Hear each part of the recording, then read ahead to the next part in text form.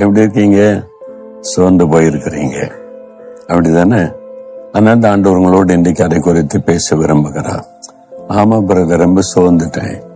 இவ்வளவு ஜெபிக்கிறோம், ஒன்னு பலனை பார்க்க முடியல, சோர்வு. எவ்வளவு பிரயாசப்படுகிறோம், ஆசீர்வாதத்தை பார்க்க முடியல, சோர்வு. இவ்வளவு கஷ்டப்பட்ட ஊழியம் செய்யறோம், ஆத்மாக்களை பார்க்க முடியல, நன்மையை பார்க்க முடியல. இவ்வளவு கஷ்டப்பட்டு உழைக்கிறோம், ஆனா எல்லாமே நஷ்டத்துல தான் முடியுது, சோர்வு. இங்க பார்த்தாலும் எனக்கு ஆபத்தா தான் இருக்குது.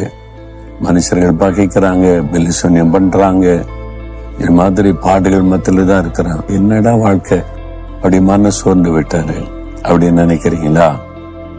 ஆண்டவர் ஒரு வார்த்தை சொல்றாரு, ஆபத்து காலத்தில் நீ சோர்ந்து போவாயானால் உன் பலன் குறுகினது.